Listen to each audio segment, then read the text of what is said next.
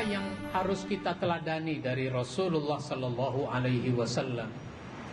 Tentu banyak yang harus kita bicarakan, yang harus kita kaji. Banyak poin-poin tentang apa yang harus kita teladani. Pada kesempatan khutbah yang singkat ini akan kita bahas 3 bagian saja. Yang pertama yang harus kita teladani dari Rasulullah Sallallahu Alaihi Wasallam, beliau sangat berlaku baik kepada keluarganya.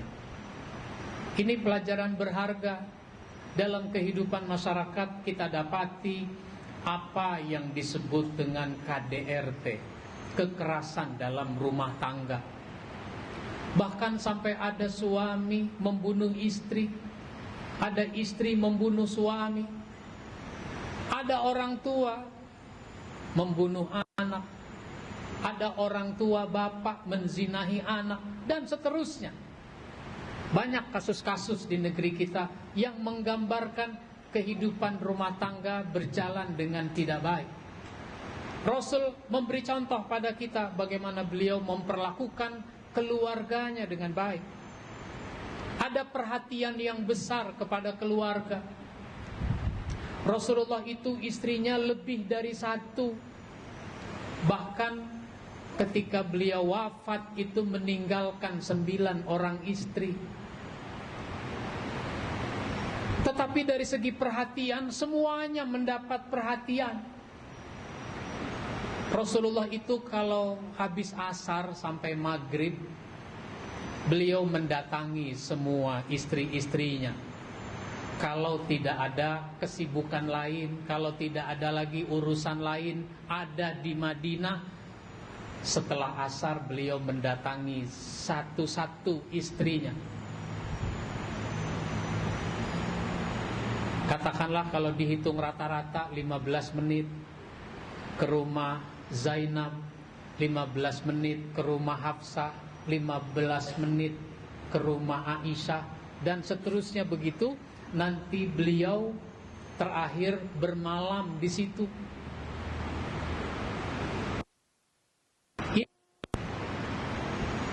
Kepada anak, kepada cucu, beliau punya perhatian yang besar. Semua diperlakukan dengan baik. Bahkan pernah Rasulullah sedang sholat, tentu saja menjadi imam di masjid. Ketika sedang ruku, cucunya namanya Hasan naik ke punggung Nabi. Kalau bahasa kita main kuda-kudaan, ini anak. Rasul rukunya jadi lama, karena kalau langsung i'tidal sami Allahu liman hamidah, bisa-bisa si Hasan jatuh. Masjid Nabawi itu waktu itu tidak ada karpetnya, tidak berlantai ubin, tidak diplur, pasir saja. Dan pasir itu biasanya ada kerikilnya. Lalu sesudah si Hasan turun, baru Rasul sami Allahu liman hamidah. Kemudian sujud. Si Husain gantian naik ke punggung Nabi, sehingga beliau sujudnya lama, ditambah lagi bacaannya, enggak 3 kali, bisa 10 kali, bisa 20 kali, sampai si Husain turun. Selesai sholat, Rasul tidak marah. Rasul tidak memarahi cucunya itu, biasa-biasa saja. Ini sebuah contoh. Banyak cerita kehidupan rumah tangga Nabi yang baik. Bukan berarti nggak ada masalah, tapi masalah itu diselesaikan secara baik-baik. Maka Rasulullah mengatakan dalam satu hadisnya, khairukum khairukum li ahlihi wa ana khairukum li ahli. Sebaik-baik kamu adalah yang paling baik pada keluarga, dan aku adalah orang yang paling baik pada keluargaku. Kalau kita tidak berlaku baik kepada keluarga kita, lalu siapa lagi yang mau berlaku baik pada keluarga? Yang kedua, Rasulullah Sallallahu Alaihi Wasallam kita teladani bahwa beliau terbuka kepada pendapat, pemikiran, saran dari siapapun, selama siapa saja yang punya gagasan, punya pendapat, punya, Rasul terima selama itu baik. Contoh, dulu Rasul mau berperang. Beliau mengatakan kepada para sahabat, strategi perang kita adalah bertahan. Kita tunggu serangan musuh dengan penuh waspada, dengan penuh siaga. Nanti kalau musuh menyerang, kita halau serangan mereka, kita pukul mundur mereka. Seorang sahabat namanya Salman Al-Farisi, anak muda, bahkan dia bukan orang Arabia. Dengan penuh sopan, Salman bertanya, "Ya Rasul, ini pendapat engkau sebagai panglima atau ini wahyu dari Allah?" Nabi itu jujur mengatakan apa adanya. Kalau wahyu ya wahyu, pendapat pribadi ya pendapat pribadi. Ini pendapat saya. Kenapa? Oh, kalau wahyu kami terima dengan sepenuh makan. Oh, boleh dong, saya juga punya pendapat. Oh, silahkan. Apa pendapatmu? Saya ini orang Persia. Orang Persia, kalau strategi perangnya seperti ini, maka kami itu menggali parit. Gali parit. Di sekitar kita digali parit. Sehingga nanti kalau musuh mau menyerang, mereka sulit menyerang kita. Kenapa? Karena mereka harus, kalau mereka berhasil melewati parit, baru kita pukul mundur mereka. Majunya aja mereka udah sulit, apalagi mundurnya. Nah, ini pendapat yang bagus. Nabi terima. Maka digalilah parit. Parit itu digali, dalamnya sedalam kaki kuda. Sehingga kalau kuda terperosok di situ, unta terperosok di situ, itu sudah nggak bisa naik lagi. Lebarnya selebar lompatan, sehingga kalau kuda melompat, dia nggak sanggup melewatinya, terperosok dia di situ. Digali ini parit. Maka perang ini kemudian diberi nama dengan perang Khandaq, yang artinya parit. Ini sebuah contoh bagaimana Rasul menerima pendapat siapa saja selama itu baik. Berapa banyak orang nggak suka kalau diberi nasihat, diberi saran, apalagi dikritik. Saran pendapat yang baik saja dia nggak terima, apalagi kalau kritik. Seorang bapak suka merokok. Lalu anaknya yang masih kecil mengatakan, "Pak, Bapak berhenti apa merokok? Bapak berhenti apa merokok?" Marah itu si bapak. Padahal tuh anak ngomongnya bener. Diam. Anak kecil ngomong. Oh. Itu mematikan semangat anak untuk bicara. Kalau kita nggak suka dengan pendapat si anak, ya sudah. Jangan memarahi anak itu. Bicara itu namanya mematikan kreativitas dia berpendapat, berpikir. Dulu Rasulullah melakukan ibadah umroh tahun ke-6 Hijrah. Oh, sahabat-sahabat berangkat dari Madinah, sudah berihram. Rasul kalau bepergian jauh selalu mengajak salah seorang istrinya, bukan hanya untuk piknik, untuk ibadah, bahkan untuk perang itu juga diajak. Waktu itu yang diajak Ummu Salamah, karena Rasul mengundi istrinya itu. Diajaklah Ummu Salamah. Cuma ketika sampai di daerah Hudaybiyah, orang-orang kafir menghadang.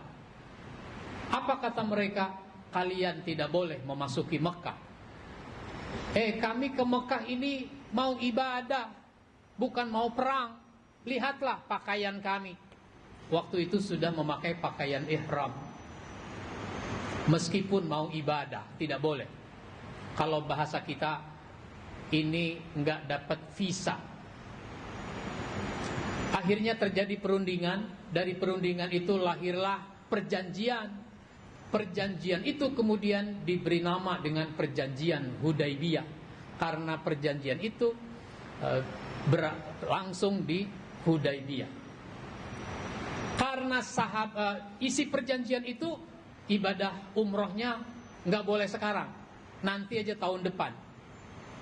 Maka nggak jadi. Karena nggak jadi, para sahabat kecewa. Mereka diperintahkan oleh Nabi untuk menyembelih kambing sebagai dam, harus bayar dam. Sembelih kambing, tapi nggak mau menyembelih kambing. Mereka justru menampakkan wajah-wajah kecewa. Apalagi sahabat-sahabat yang asalnya dari Mekah, mereka kecewa berat. Karena apa? Ini bukan cuma nggak jadi ibadah umroh, tetapi juga nggak jadi pulang kampung. Sudah Mekah. Karena nggak ada yang mau menyembelih, Rasulullah kemudian masuk ke kemah. Di kemah ada istrinya Ummu Salamah. Rasul semacam curhat. Gimana ini sahabat disuruh nyembelih pada nggak mau? Apa kata Ummu Salamah? Ya Rasul, wajar kalau mereka nggak mau, karena mereka itu kecewa. Tapi kalau bicara kecewa, engkau tentu lebih kecewa, karena engkau adalah pimpinan rombongan. Maka engkau saja duluan yang nyembelih. Ambil itu golok, keluar dari kemah ini, sembelih sendiri. Nanti kalau engkau sudah nyembelih, masa iya mereka enggak nyembelih? Nabi terima pendapat istrinya. Nabi tidak membentak istrinya. Berapa banyak suami membentak istrinya karena pendapat si istri. Rasul tidak mengatakan, perempuan, diam. Enggak begitu Nabi. Nabi keluar dari kemah, pegang itu kambing, nyembelih sendiri. Ketika darah sudah memuncrat, sahabat melihat, maka sahabat berpikir Rasul kecewa. Tapi karena sudah begitu kesepakatan dalam perjanjian, ya sudah dilaksanakan. Yang ketiga dari sekian banyak yang harus kita teladani dari Nabi adalah beliau sangat komitmen kepada hukum yang telah ditetapkan oleh Allah Subhanahu wa ta'ala. Tunduk patuh taat pada ketentuan Allah. Meskipun berat, meskipun ada saat hukum itu enggak disukai. Dulu Nabi punya anak angkat namanya Zaid bin Harisah. Zaid bin Harisah itu sangat baik, hubungan beliau sangat baik, sampai ada sahabat memanggilnya dengan Zaid bin Muhammad. Dilarang, nggak boleh memanggil Zaid bin Muhammad, karena Zaid itu bukan anaknya Muhammad. Zaid itu anaknya Harisah. Panggil mereka dengan bapak mereka, jangan dipanggil dengan bapak angkat. Karena anak angkat bukan anak kandung. Jangan didudukkan anak angkat seperti anak kandung. Ketika Zaid sudah waktunya punya istri, Rasul menjodohkan Zaid dengan seorang wanita namanya Zainab. Zainab binti Jahsin. Rasul lamar Zainab, tapi sebenarnya dia nggak mau kalau menikah dengan Zaid, karena memang beda status sosial. Lalu karena Nabi yang melamar, nggak enak rasanya menolak. Akhirnya dia terima juga. Menikah, rumah tangga berjalan, tapi dalam perkembangannya nggak cocok. Karena nggak cocok, terjadi perceraian. Sesudah bercerai, istri memasuki masa iddah. Rasul masih berusaha supaya dia rujuk, tapi sampai berakhir masa iddah dia tidak rujuk, nggak rujuk. Maka Rasul ternyata mendapat wahyu untuk menikah dengan Zainab. Itu berat bagi Nabi. Kenapa? Bagaimana mungkin saya harus menikah dengan Zainab? Karena Zainab itu bekas istrinya anak angkat perasaan Zaid. Ini bukan soal perasaan, ini soal hukum. Maka akhirnya Nabi siap karena taat kepada ketentuan Allah. Karena Allah ingin menegaskan bahwa anak angkat bukan anak kandung. Jandanya anak angkat boleh kamu kawini. Itu yang ingin ditegaskan oleh Allah. Akhirnya Rasul menikah, dan orang membuli, kalau bahasa sekarang, orang ngomongin yang tidak baik.